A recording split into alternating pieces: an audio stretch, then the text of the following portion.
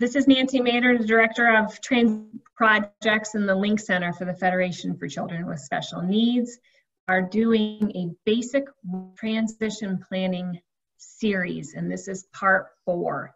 In part 4, we're going to cover age of majority and adult services, and I am here with my colleague, Leslie. Hi.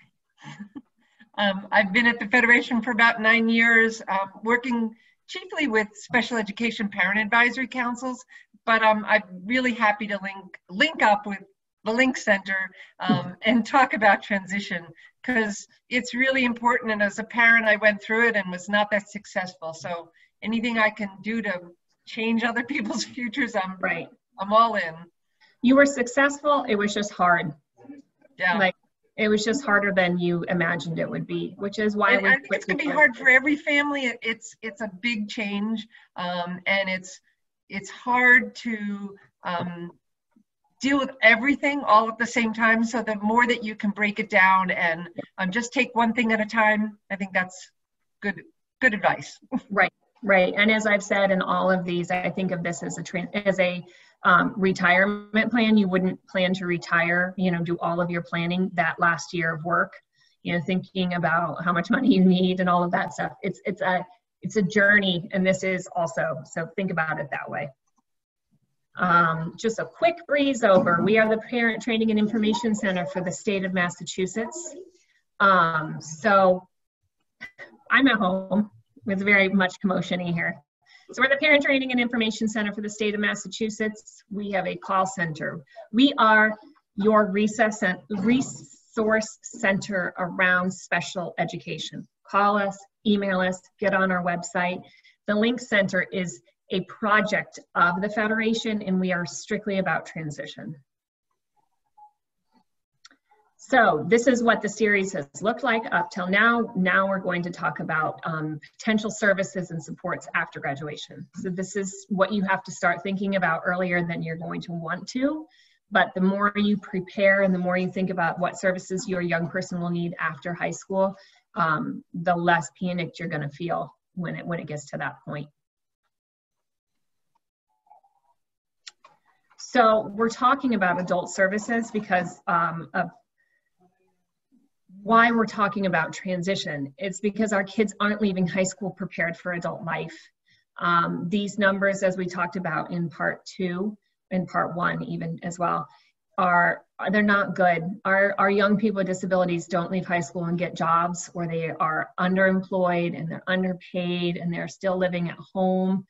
And it's because we didn't, prepare them well in high school. So that's why transition is such a hot topic. It's because if we can give them employment opportunities, it's the big indicator of them having a job after high school. If they can have a job experience where they're paid, or work experiences in high school, it's the best indicator of how successful they can be in a job after high school. And I think it's using the time, especially for those students who are staying from 18 to 22, to explore the world of work, to test their skills out in the community. It doesn't have to be just a life skills class in the high school. The more that this can be community-based and out into the real world, I think that helps you understand what your student capacity is and how they can be successful in an adult world. Yep. Oh, age of majority, that good old turning 18. Here's where families really need to be aware. There is a notice that happens through the public school system when a student's 17, that they let families know that at age 18, unless a family has a guardianship, the student will be the decision maker. But all these other things are triggered when the student turns 18. And I think families just need to be aware. So if they're receiving any kinds of services, Social Security income or Mass Health, they have to reapply at age 18 for the adult level piece of all of this. That they have the opportunity to sign up for Section 8 housing and complete those applications. You may not need it right away. The student may not be ready to move out of the house at 18, but maybe when they're 28, they'll come off that waiting list and there'll be a place for them. But it's good to know these are the things that you just need to start to think about. And if you need help, start reaching out and, where can you get support to complete a lot of these applications. Right. Registering to vote. This is an election year. And how exciting is this that if a student turns 18, that they can have a voice in how their local, state, and federal governments are run, and to empower a young person to have that voice, to understand, you can help shape some of the information that, they would need to access to be able to make decisions. So that's really great that they can just register to vote. And if you're if you have a young son, or you're working with a male student, they need to register for the selective service. It's a requirement. It's online. It's very easy to do, but it could impact them when they maybe seek federal grants or scholarships. And we had one family that called us that a young 35-year-old man who had gotten a job with the post office was deemed ineligible because he'd never signed up for selective service. So here, after all of this work, that was the barrier to him getting this job. And we had to work with, our state senators to, fix that problem. But signing up for selective service is something that they need to do at age 18. Regardless of disability. So you in your mind, you're saying, well, he's so disabled, he can't do this. It doesn't matter. It could affect Social Security even. So just go on. It takes 2 seconds. So go on and do that. So this is a very true statement here. Connecting to services and supports is different for everyone, depending on. So this is why we're talking about this, because to get you thinking about which service agency your young person or the young people that you're working with will need. So disability type, severity of disability, level of need, income. So some of these agencies are going to talk to you about household income. What are you able to advocate for? You have to prioritize services that you think that they need or that they want, where you live and what resources are in your area. So not every agency can provide the same resources. And it really does depend on federal and state funding, which I have watched change significantly in the 12 or 13 years that I've lived in this state. It's changing constantly, and some years are better than others, and you have to really prioritize what you think that you're going to need. I think it's difficult for families to all of a sudden realize that in their community, there's no public transportation. And so that's like a factor that you need to start thinking about, is how is your student going to get around? You don't always want them dependent on you. So it's looking at lots of different things that might affect this planning process and decision process that you're going to be going through in transition. Right. You want to take the chapter 688, Leslie? Sure. Since I talked about it last time. So as part of this whole process, a student, when they leave high school, either when they accept a diploma or they exit out at age 22, they may need to be referred to an adult agency to support them in what they need to do. And as part of this whole 688 process, which is a referral process, that once they're referred, their agency might connect with them. We always suggest that families follow up so that the agency does connect with the family and the student and start to develop an individual transition plan. It's really just a plan. It's a document that talks about the types of support that the student and family are requesting upon leaving special ed, which is about the planning process begins 2 years before the 688 process, but the plan begins like around 1 year. It's like just to get the adult service agency to know what type of services that student might need. Anything that's identified in this plan, though, are not guaranteed. It's really determined by that application and letter of eligibility. We don't have an entitlement to adult services. It's really what they will deal with the most needy students first and provide services. And so there is a kind of a priority system. And so really working to identify all the different types of supports that that student would need, as if you were not available as a family to support them, because ultimately you're not going to be there. And so what would that student need to be independent and successful as best to their ability? Right.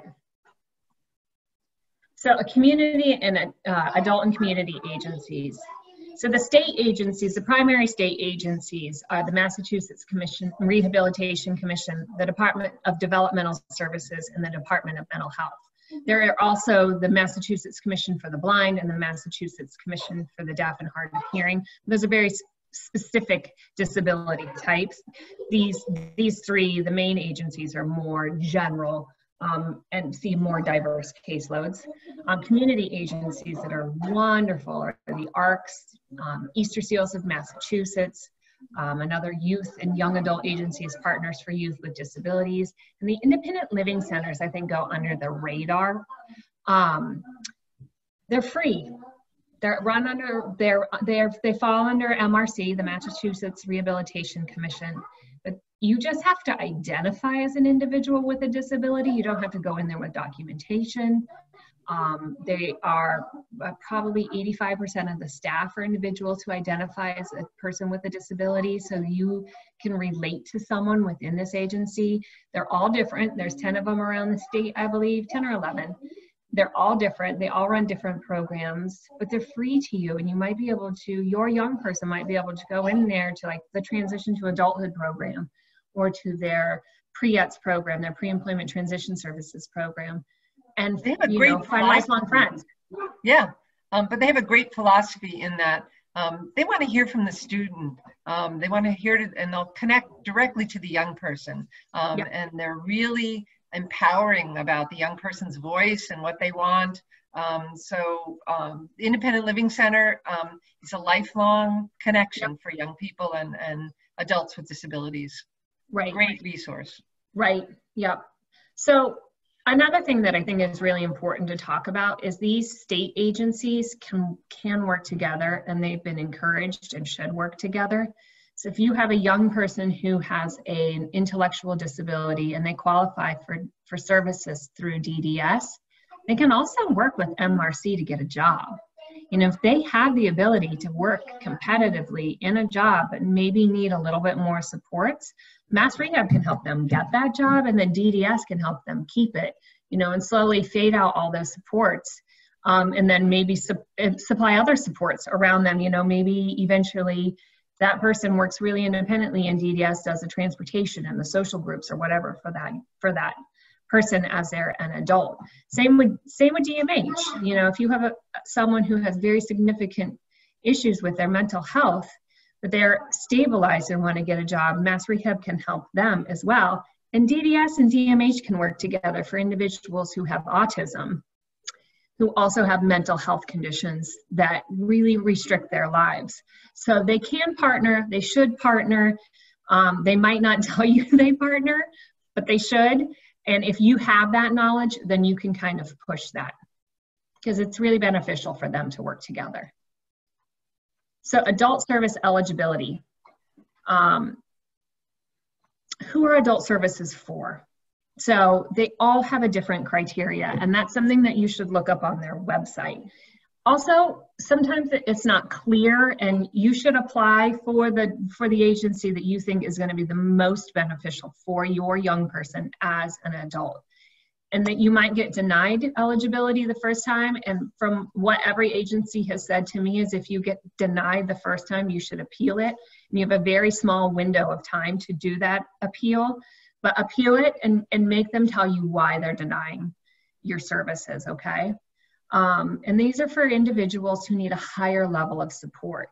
So if you have someone who's graduating from high school with a high school diploma who, you know, maybe has autism and they did really well academically, and then they're going to college and they're not doing as well, or even someone with a mental health condition that really flares up in college, they might need another level of support that one of these agencies can provide to them in getting a job, keeping a job, staying in college, you know, living independently. Any of these things, these agencies are here to help you with.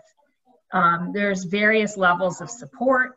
The services should be individualized. They should be very individualized, actually, to what your young person needs. And then they're going to be individualized also based on budget. A lot of them are group services. You have got to prioritize what you think that your young person will need as an adult. There's probably not going to be a budget for you to get day services every single day for someone, day hab plus community-based day services plus transportation to those services and home and transportation to other events. You know, there's just a limited budget. So there's got to be some creativity and some give and take there as well. Anything else I missed there, Leslie? Other than, you know, once you're deemed eligible, you got to start asking lots of questions. Yeah. And always saying, if they're recommending certain programs, can I visit them? Can I talk to people? This is just the beginning of lots of questions. Yeah, and go to as many programs as you want. You know, your young person should want to go there and feel comfortable there. And you know what? It's like a job. The first job's not going to be the perfect fit, you know? So you might love a day program and have a family that you know that their young person goes there, and then your young person might hate it. So you try another one, you know, and there's wait lists. And so this is a different look than school, but, you know, just really check it out and figure out which is the best fit for you and your young person and your family. So next steps. So things to do, what you can do when this is happening. Always follow up on the Chapter 688 referral. Apply to the agency that the referral went to. Send that application in. Make copies of that application and the medical documentation that went along with it. Check on the 688 referral, make sure they got it, and check on the application and make sure they got it. And that's going to be a couple weeks lag time from when everything was sent, but please follow up on that. Because I've worked with so many families who didn't and then realized 1 year later that, you know, what they thought had been taken care of, they had to start over again on. Work on aligning supports with the young adult and their vision. What do they want their life to look like? So if you have a young person in high school who doesn't want to go to a day hab program, a day habilitation program that looks a lot like school, then you got to start talking about that way beforehand. Maybe they want to be out in the community and doing, you know, job type experiences, and you have to think about that and you have to get them ready for that. Ask questions, be persistent, appeal, visit, do all of the things that you've done at school. Talk to other families. Talk to other families, yeah. But don't just accept what the first offer is. Keep digging. I know we don't work with families who generally take the first offers. I don't really worry about that. Post-secondary options like education, some non-diploma. So this is talking about the course for a young person who's not going to leave high school with a regular high school diploma. So they can apply to the Massachusetts Rehabilitation Commission, even if their 688 referral went to DDS, okay? You can self-refer to MRC, and you can self-refer over and over again. You might go to MRC, they might help you get a job, support you very briefly in that job, fade out, close your case, you lose that job or want a different job, you can go back. You can go back as many times as you want. You have to be deemed eligible each of those times, but you can keep going back, okay? Then there's college options now for these guys that are so cool, and they're getting better and better, and they're learning more from each other. So in Massachusetts, we have the Massachusetts Inclusive Concurrent Enrollment Initiative, the MACE program. And it's a great program. Oh my God. It's so awesome. So a young person who's not on a track to graduate or turns 18 and can have an option to go to college, and look at the concept of they're testing all of those skills that we're teaching them in a peer environment, in a college environment. They can audit a class, they can take a class for credit, they're supported on the college campus, they're linked with a mentor, a young person on the campus. These are really great programs, and you've just got to find out about them.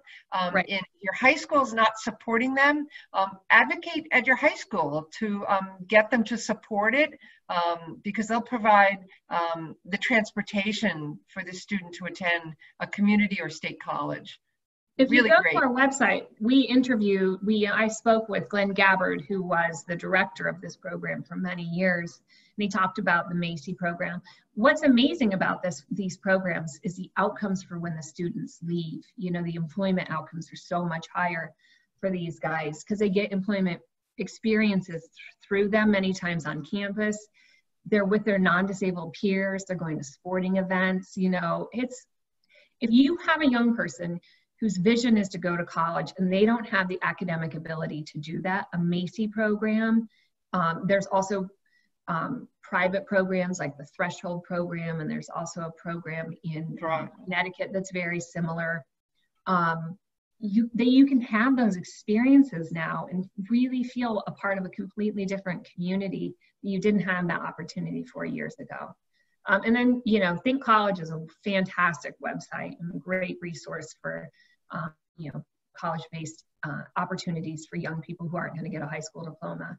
And then talking about different opportunities with the school guidance counselor, and maybe if you have a transition director at your school, they're a great source of information. Post-secondary employment options. So I think what we're finding, the research says that a student that has a paid job in high school has the biggest indicator, that's the biggest indicator of success for them outside of high school. So we need to give young people paid employment experience. And it can be on so many different levels. And that's really trying to connect their strengths and interests to a job and getting that as much as possible, an integrated competitive job, you know, putting them really into the workforce and see what works and what doesn't work. We know that a lot of students might need some more support, a mentor, a job coach in the beginning, but trying to pull those sports away as, you know, the student gets older and has more experience. It's really a way for them to build their skills, to be socialized, to feel like they're contributing. And even if it's just volunteer, how important is that? Most of our communities have some kind of social structure where there's a food pantry, the public library, there's a community-based organization where they might be able to volunteer. I am involved with several organizations, and I love when young, strong people come and help us out and help us with our activities, so that you just need to look for what's in your community that your young person can get those kinds of experiences and options. You know what I've been thinking about, Leslie, is, so we're recording this because there's a global pandemic, and everything has changed in the world of work in the blink of an eye. And for many years, so I'm a rehab counselor, for many years, I advocated for my clients to be able to work from home. And it was always like, oh no, they can't, or we don't trust them to do that. But now that businesses see, you know, that anybody can really work from home and things keep going, as scared as we working from home. Working from home. And I never wanted to work from home. I can't wait to get back to the office. But this is an opportunity for many people who have really great skills, who might have agoraphobia, or, you know, not be able to leave their house because of transportation, you know, challenges. This is an interesting time in our society for individuals with disabilities who have skills, who haven't been able to maintain employment, to really show themselves to employers. And so it's going to be interesting how this changes society going forward. Yeah, for the better, For the better. I hope we're all kinder to each other anyway. So all I know is our dogs are happy that we're home. My dog cannot wait for us to go back to work. He's the only person that works from home. So independent living. So this is going to look different for every young person, every single one. Some of them, independent living means just, you know, managing their own medication, while, you know, they're never going to live in an apartment or a house by themselves, but maybe it's getting themselves up in the morning, getting themselves dressed. You know, everyone's going to have a different level. I think setting your expectations high here is equally as important as it is for employment and post-secondary education. So what can you be doing? This is something that needs to be worked on forever, because you're not going to have a young person who wants to live independently, who's never had a checking account, never driven themselves, never taken the bus, graduate from high school, and then get an apartment on their own or go to college and be really, really successful. So these are things to think about while they're in high school. But I also think these are the things that we see a lot of pushback from families, is that they want their student to live at home. They want to take care of their student. They feel very protective over their young person and feel like they, might be bullied or have problems being out in the community. So here's this push and pull, where we have to say to families, you've got to create options for your young person to start to develop those skills, to be as independent as possible, and to create their own friendships. Right. I had a colleague whose daughter never got a high school diploma, but she loved to sing. And she got involved in community chorus, and they became her friends. They picked her up for choir practice. She performed. They took her out shopping so she could have the right clothes for the performance. They had coffee hours. It was a rich part of her life. So finding those places where your young person can be supported by other members in your community, that's really what our goal should be. And it's not going to happen at 22. It might happen at 25 or 30 or 35, but it's just creating the sense that how do we get your young person as independent as possible, even when they're living in your home. Even when, you know what, we had a Planning a Life, and Adam from Independent Associates, the Independent Living Center in the Brockton area, talked about the dignity in failure. I think a lot of parents are nervous about their young person, not being financially, savvy and not being able to pay their bills, or trusting someone they shouldn't. But we all had that opportunity. How many of us signed up for that 0% interest credit card when we got to college, and then put a whole bunch of money on there, and then it was like 25% interest? We can't protect them from everything. And also, sometimes those failures are the greatest learning experiences. Sometimes if they miss their medication, if you've always given it to them and you've never told them why, and you've never told them the consequences of them missing their medication, and they miss that one time, and then they realize, oh, that's why I take it. Sometimes there is really dignity in failure, and those lessons learned are really important, and we can't always protect them. And sometimes we just have to gently let them fall.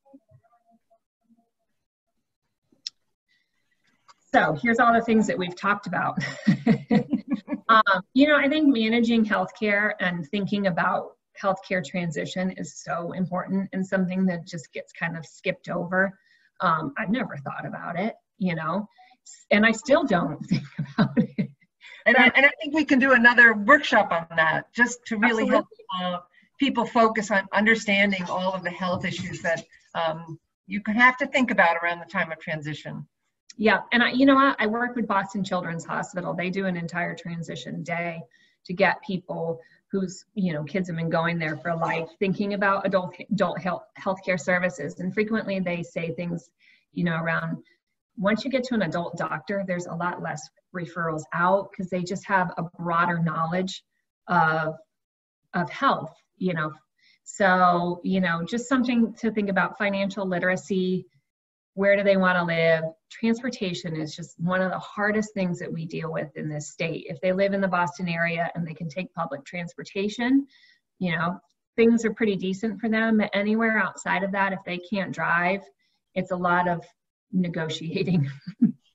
But I think we have Uber and Lyft as options for some students, and just really starting to work with your young person so that they can be safe and successful using that. Yeah, if that's statewide. That's a little bit more out here in the suburbs also. Right. So this is one of my slides. It's one of yours. All about, and I think we see a movement not only in our state but nationally to have more supported decision making for young people. Not everyone is a perfect candidate for guardianship. And how can we set up all the legal structures so that your young person is safe, their assets are protected, but we're not making all of the decisions for them, because making decisions is one of those rights in life that we should value. There's lots of ways to support your young person, and this goes from, the list goes from least restrictive to most restrictive. So I still have joint bank accounts with my 2 adult sons. That just works for them. They feel like we're helping them and can, you know, rescue them if they run out of money, which is not possible, but that's one asset, one option. A trust, you know, is something that your family might set up. It has some legal implications and tax implications, but you want to look into that. That might be an option. Being the representative payee for the Social Security check, and being part of your young person's life in helping to manage the funds. Durable power of attorney for property. You know, if you have some things in place like the durable power of attorney, a healthcare proxy, and that you're controlling the assets of the young person, you know, they're pretty well protected and may not need that guardianship. Right. You can bring in an advocate for a young person. The healthcare proxy is so key. Even young people who go off to college, it's great to start thinking and talking to your young person about having that healthcare proxy, because if they ever get in trouble, if they ever land in a hospital, you may not be notified because they're a legal adult. But having that healthcare proxy means that they're sharing healthcare decision-making with you. And I think that's a really good thing. This all needs a lot of family planning and talking about, so that you're in a good place when bad things happen. Conservatorship would control all the funds so that the person couldn't spend them down. And the guardianship is really full authority over the young person's decision-making and funds. And that's done through a court process. And there are a lot of agencies that'll assist you with that. And there's lots of free workshops that you can attend to learn more about that. The Federation has lots of our workshops on our YouTube channel, on our website. And I did a great workshop with Hillary Dunn of the Disability Law Center on guardianships and all the alternatives. So there's lots of information out there for you to learn what all of this means, how this affects your young person. And it's something you need to start thinking about before they turn 18. You know what I love about supported decision making is it takes kind of the weight off of parents. You've had all of these decisions to be making for 18 years. And if you can set up a really powerful system for supported decision making, you don't always have to be the bad guy anymore. You know, they can have an aunt or an uncle help them with their financial things, and they can be the bad guy. You know, so it's a way to set up supports around a young person, because guardianship's not going to keep them out of legal trouble. It doesn't. They can still break the law and be under guardianship. It doesn't protect them from any of those things, or you. So it's just a different, it's just a different way to think about things. And I think we're really heading towards supported decision making first. But it's also involving the whole family, especially around guardianship, because you have to name an alternative guardian, and naming the younger brother or sister may or may not work for that person also. So these are family conversations and family decisions. Yep. So embracing change. So Once hard. they leave, I know. And it's such a different world. Adult services, it's a different kind of grind. You know, you've battled all the way through high school and IEPs, and then you go to a different system with different challenges. So being prepared for that. And there's also different opportunities, and it's something that your young person might flourish in. Maybe they get a job that they love, or go to college and they're really successful, but it's a different system, and you're going to get talked to differently. So preparing yourself for that change. But this is an opportunity to be creative, you know, because they don't have to meet certain guidelines in some of these things. They don't have to graduate, they don't have to pass tests, you know, so they can get a job and keep it. Or, you know, you can maybe come up with a really cool day program for them, makes them happy. And they're going to change too. I think the thing that you plan for at 22 is going to look different at 25 and 27. That you need to be flexible, and you need to keep exploring different avenues, because you know, there might be something that comes up and you just want to get your young person involved with it that wasn't there before. In fact, look at all of this virtual online connections and stuff. Yep. I taught my 90-year-old mother how to do a video chat the other day. It's just constantly working on skills and getting a young person ready for whatever they might want to access. Yep. And the squeaky wheel. Keep in contact with your caseworkers. It's really important, especially if you're a mass rehab client. They have 125, you know, consumers on their caseload. If you aren't squeaky, they're only going to reach out to you when, when something happens where it says to close your case, if you haven't been in contact with them for a while. So be an active participant. You know, it's really important that you help them help you. So here's the slide where we're just trying to let you know that if you disagree in the school side of everything, that you have lots of different options. The options are different on the adult side. It's really, once a determination is made about the types of services that your young person receives in the adults agency world, that's pretty set in its ways around the types of services and the funding, unless there's a material change. So then that way you can advocate for a change in services, a change in funding. And they do have client protection agencies. They have the CAP. So there are options similar to the BSEA. So again, stay connected. Stay connected. Talk to people. Join all these groups. Get online. Go to parent support groups. Find out. It's so interesting sometimes that another family has found a resource and can share that, and it's just the perfect thing for you, and you never found out about it. Especially when we talk about community resources. You need to be online. You need to be connected. The ARCs do great training, and I also think as a family supporting a young adult, that you need to understand that we need to continue our advocacy for adult funding of adult services. Yep. This is our new area of challenge, and find out how you can be involved in the conversation, advocate at the adult level, talk to your legislators. It's really, really important. Yeah, and you know what we should have put on here, Leslie, is CPACs. So, being an active member of a CPAC, I think, is really important too for networking and understanding what other families are going through.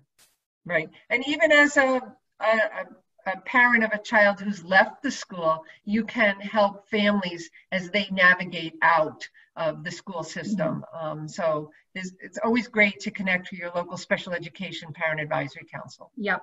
And then Planning a Life. It's a 2-day, generally it's a 2-day transition conference.